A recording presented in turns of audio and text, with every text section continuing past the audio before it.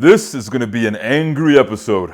Thank God that I have this, because this is all that is going to keep me from losing it.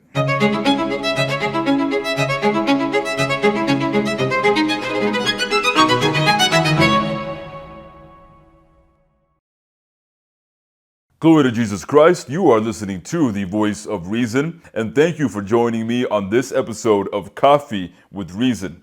And this episode of Coffee with Reason, it's going to be a fiery one. This is some hot coffee, and I'm feeling kind of hot right now too. And I got to tell you, the reason that I'm feeling a little hot, the reason that I'm feeling a little worked up is because I am sick and tired of the lies and the fake news that we have been dealing with for 10 years now.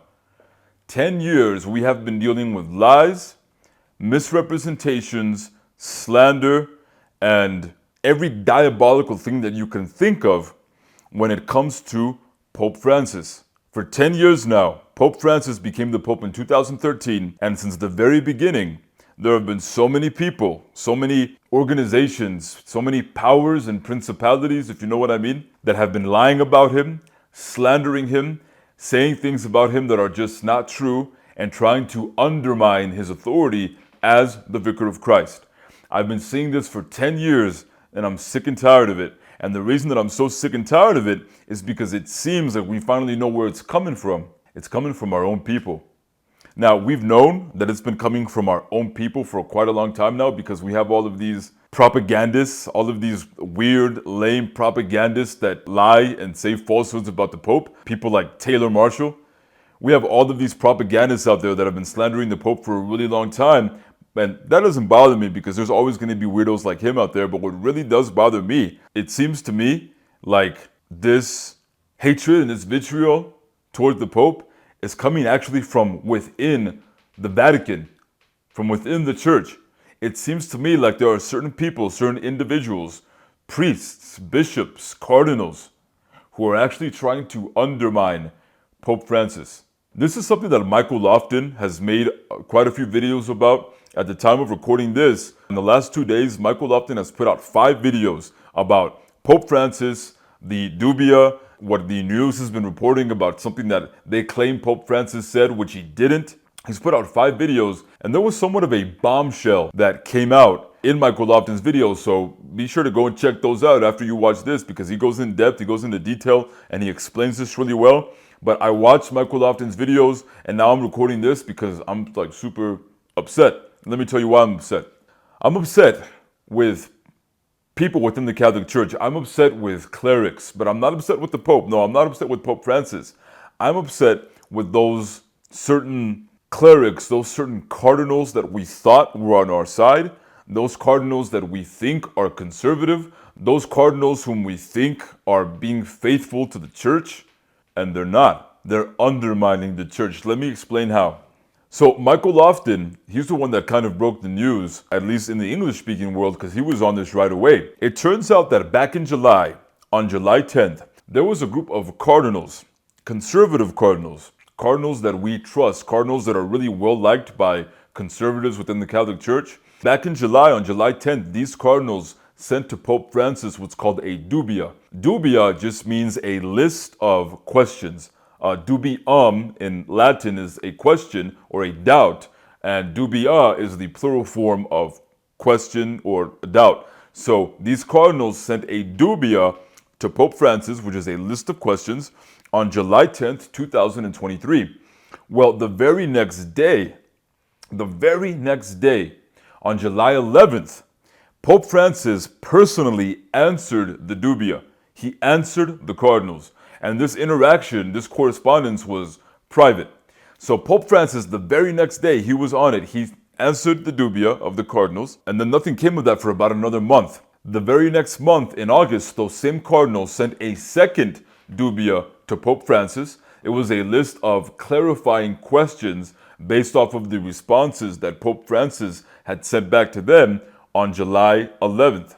In the second dubia, the August dubia, these cardinals just asked pretty much the same questions again to Pope Francis, but they told him, they said, can you please just answer yes or no? Yes or no, that's all we want.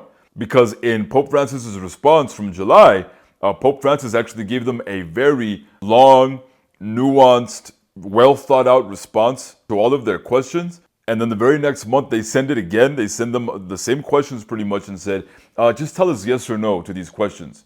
Well, that's not how it works. There are certain questions that you can't just give yes or no answers. There are certain questions where you have to give long, detailed, qualified answers with nuance.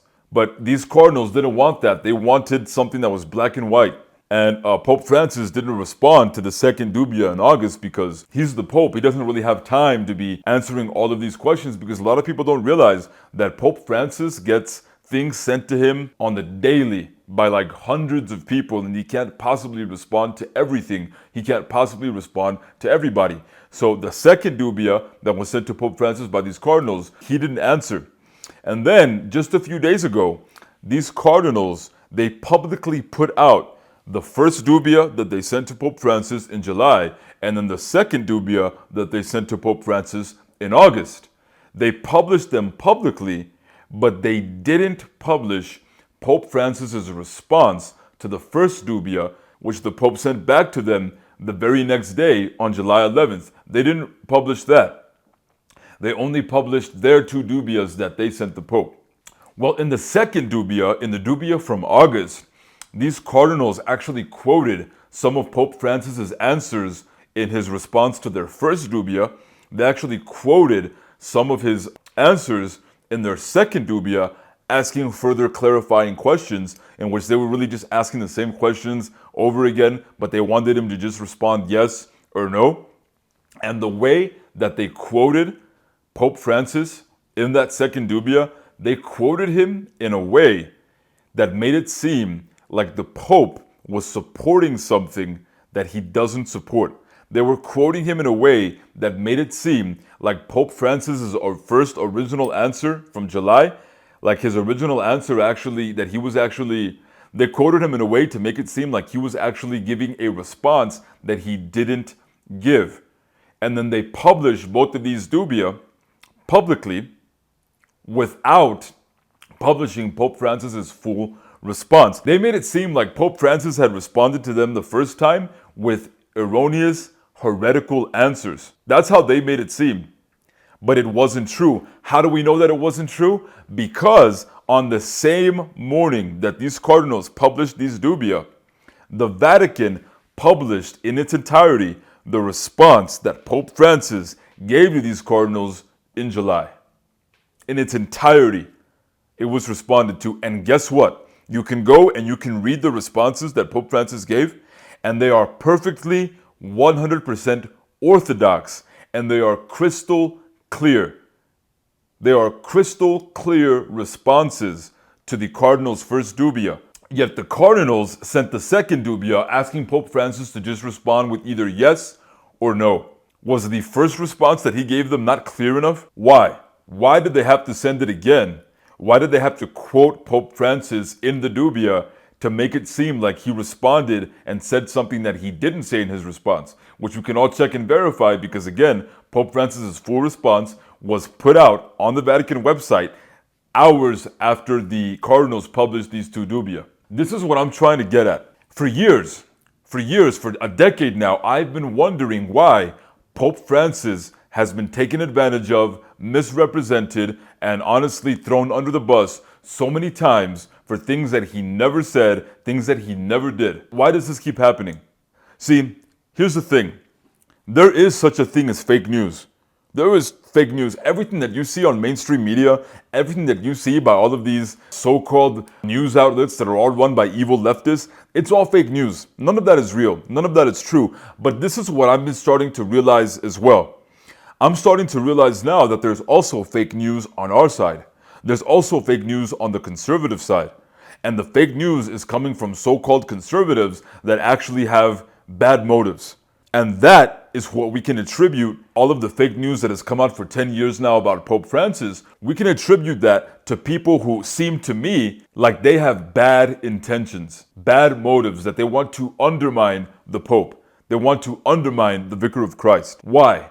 For example, recently there was some news about Pope Francis that came out that, again, just fake news, it wasn't even real, it wasn't even true, saying that Pope Francis had given the okay to bless same-sex marriages. And it was false. It wasn't true. That's not what he said. It was demonstrably false. It was just the mainstream media doing what it does and lying to the public, because that's what mainstream media does. It lies to the public. But what bothered me is that this was actually picked up even by conservative outlets, like Ben Shapiro, for example. Ben Shapiro got the story and he ran with it. Now, Ben Shapiro isn't the type of person that gets duped by the media. Ben Shapiro is really smart. He's way smarter than that. Ben Shapiro doesn't fall for the lies of the leftists, so it bothers me that he does fall for the lies of conservatives. How could it be that Ben Shapiro outsmarts the left, but he gets duped by the right? Why?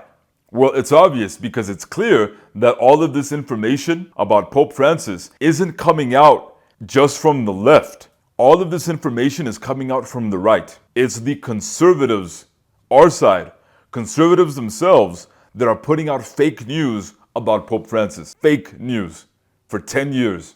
And other conservatives that are more in the secular world, that like Ben Shapiro, they talk about what's going on in American politics. It doesn't necessarily have to do with religion, but even conservatives are getting duped into believing it. And it's not true. Pope Francis has been vindicated over and over and over and over again. Every single thing that has ever been said about Pope Francis to try to make him out to be a heretic, or try to make him out to be someone that hates Christianity, try to make him out to be somebody that hates tradition, try to make him out to be someone that hates the Catholic Church, every single thing that has ever been thrown at Pope Francis has been proven false, demonstrably false. But we still keep making the same mistakes. We still keep falling for it. We still keep thinking that it's true, and it's not true.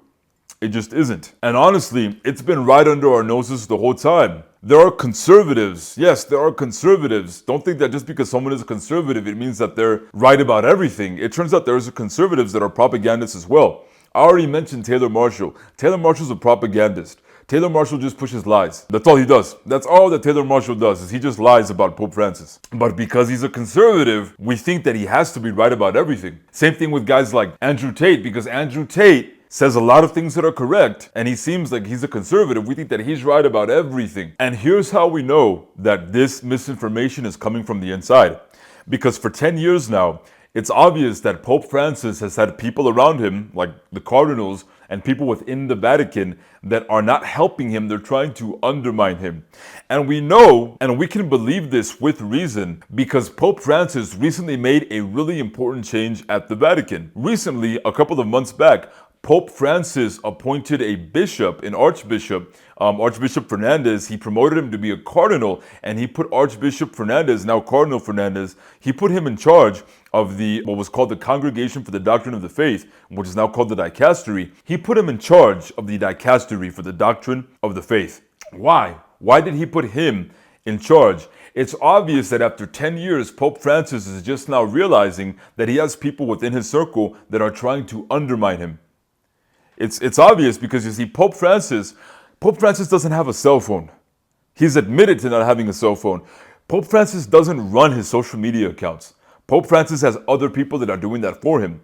Pope Francis doesn't know anything that is happening on the internet. Pope Francis isn't aware of all of the stuff that Father James Martin says publicly. Pope Francis isn't even aware of what Father James Altman has said publicly. Pope Francis doesn't know, but he's now starting to realize that there are things that are going on that he isn't aware of. So he had to put someone else in charge that he could trust. He had to put someone else in charge of the Dicastery for the Doctrine of the Faith. So he promoted Archbishop Fernandez, who is now a cardinal, and he's in charge. And guess what? Pope Francis made a really good choice, because it was Cardinal Fernandez. He's the one that has had to clean up a mess that has been made over the course of 10 years. And so far, Fernandez is doing a great job, because Fernandez is actually now making clarifications. Fernandez is the one that is responding to dubia. Fernandez is the one that released Pope Francis's response to the first dubia. Here's how we know that Cardinal Fernandez is based. Because after the second dubia was sent to Pope Francis in August by those cardinals, Pope Francis didn't respond because, again, he can't respond to everybody. He has literally probably hundreds of people on any given day that are asking him questions or trying to talk to him because he's the Pope. He's the universal pastor of the Christian church. But this is how we know that Cardinal Fernandez is based. So the second dubia came in August, right? Well, in September, Cardinal Fernandez asked Pope Francis, he said, hey, Pope Francis, will you give me permission to publicly publish the answer that you gave to that dubia from July to these cardinals? Will you give me permission to publish that? And Pope Francis said, yeah, sure, you can publish it, sure.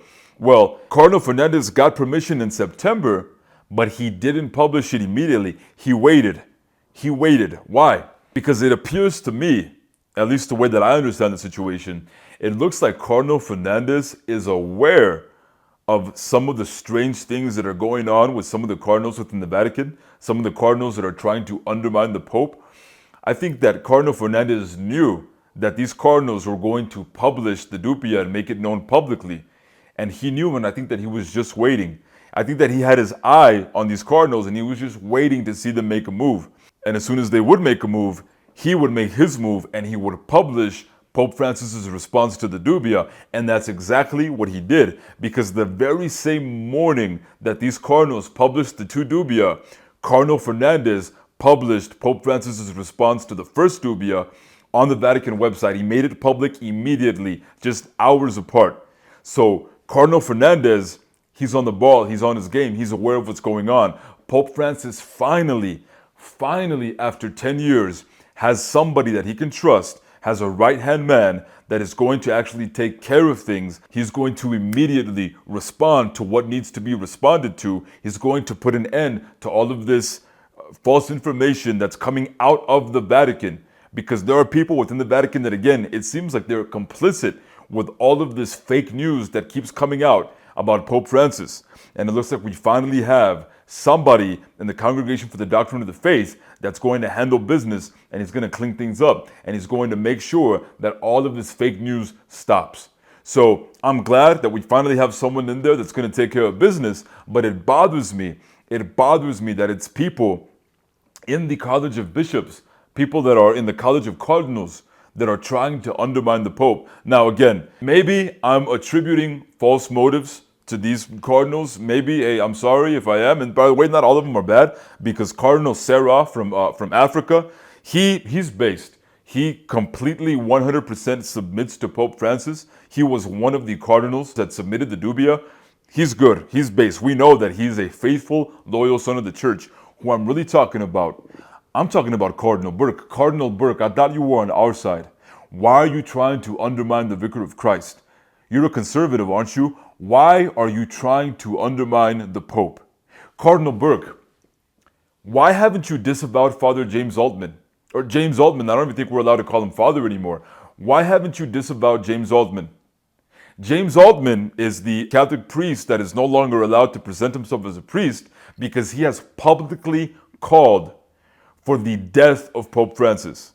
Publicly, he has called for the death of Pope Francis. Father James Altman says that the great millstone should be tied around Pope Francis's neck and that he should be cast into the sea. He won't even call Pope Francis Pope Francis. He calls him by his given name, Bergoglio. He won't even call him Pope. Why? Because James Altman is a sedevacantist. James Altman is not a Catholic.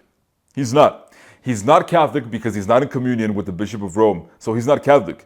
He thinks he's Catholic. He thinks that he's defending the Catholic faith, but he's not. He's making a fool of himself. He's making a fool of himself. He's embarrassing himself. He's actually embarrassing the Catholic Church, and he doesn't even know it. Calling for the death of the Pope, saying that Pope Francis can't die fast enough, and that when he does finally die, which can't be fast enough, that when Pope Francis finally does die, he's going to burn in hell for all of eternity. James Altman has already condemned Francis, Pope Francis. James Altman has already condemned the Pope to hell. And not just the Pope, all of the other cardinals that James Altman doesn't like, condemned them to hell already, that they can't die soon enough and that they can't burn fast enough in hell for all of eternity. That's what James Altman, the great conservative James Altman, said. The guy that we supported for years since the 2020 elections because we thought he was based. We thought that he was down with the church. We thought that he was down with the Lord Jesus Christ. We thought that he was down with everything that's good and holy. He isn't. He's a liar. He lied. He lied. And these are the kind of people that we support. So Cardinal Burke, when are you going to disavow James Altman? Because James Altman loves Cardinal Burke.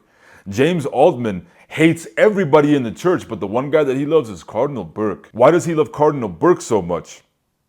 I find it an interesting coincidence that the guy that James Altman, who wants the Pope to die, the guy that James Altman loves so much, Cardinal Burke, is the same cardinal that was involved in this situation with the dubia with Pope Francis, trying to make the Pope look bad. Cardinal Burke was the one that was trying to make it seem like the responses that Pope Francis gave were heterodox. He was trying to make it seem like Pope Francis was contradicting the deposited faith. Why?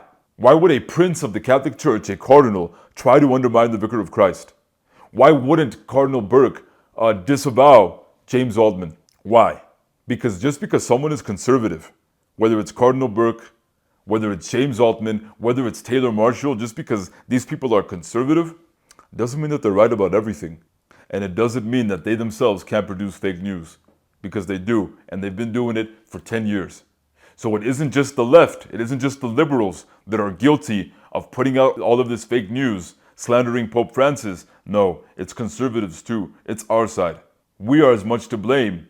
These so-called conservatives deserve just as much blame as all of these. We expect it from them. We expect it from the leftists. We expect it from the liberals. Why are conservatives doing it too? Why? And why do we keep following these people? Just because someone is conservative doesn't mean that we should follow them.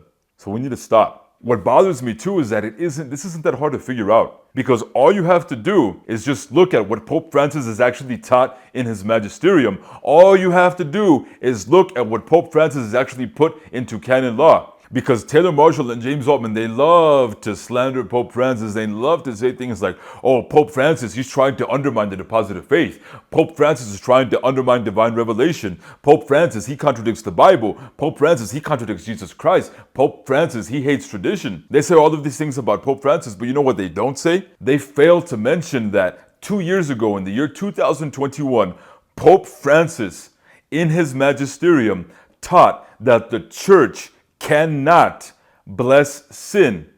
Pope Francis 2 years ago already came out, taught in his magisterium that the church cannot bless same-sex unions. He already said that 2 years ago. Did Taylor Marshall talk about that? Did James Altman talk about that? No, they didn't. You know what else they didn't talk about? They failed to mention that in the year 2019, 2 years before that, so 4 years ago now, in 2019, Pope Francis put into canon law that any Catholic woman that attempted to receive holy orders, the sacrament of holy orders, that any Catholic woman that attempted to receive holy orders and any Catholic bishop that attempted to give the sacrament of holy orders to a woman, that woman and that bishop are both automatically excommunicated.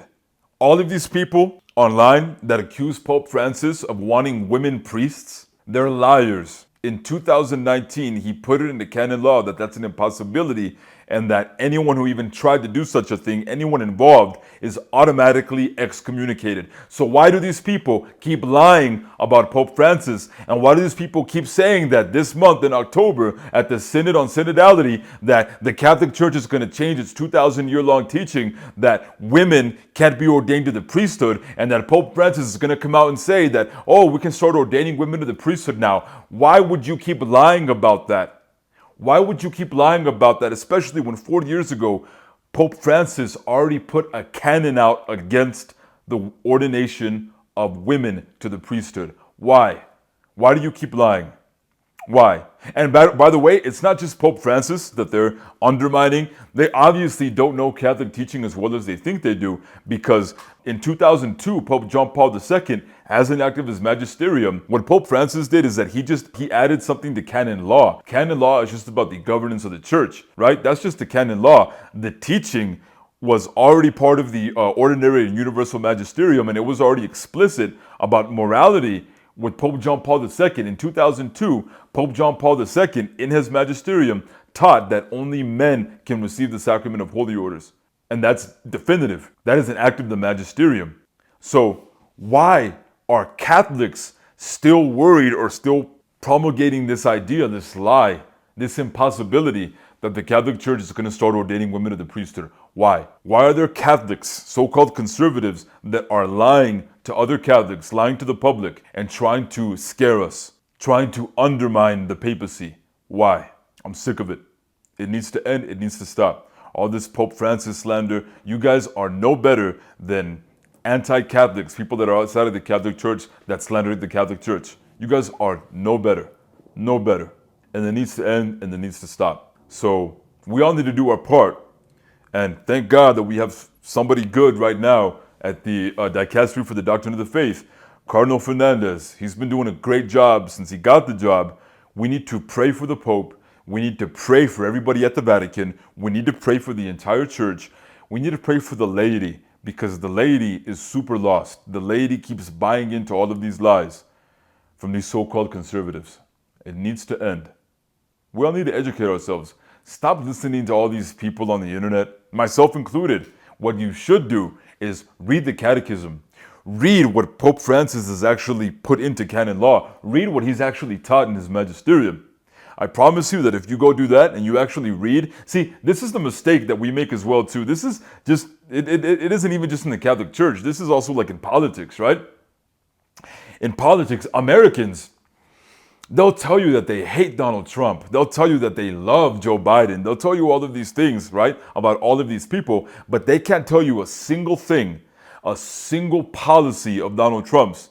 Nor can they tell you a single policy of Joe Biden's. They can't tell you anything that they actually did in their office as president. They can't tell you anything. All that they can tell you is that Donald Trump is a racist. All that they can tell you is that Joe Biden is just a nice grandpa that has dementia.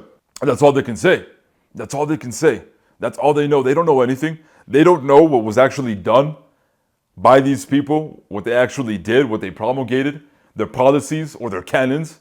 They don't know any of these things. They don't know. People are just dumb. People are uneducated. We need to educate ourselves. Go and actually read. Go and actually learn something. And stop listening to these fearmongers. Stop listening to these fake conservatives. Stop listening to these fake Catholics. Thank God I had my coffee. Glory to Jesus Christ. You were listening to the Voice of Reason.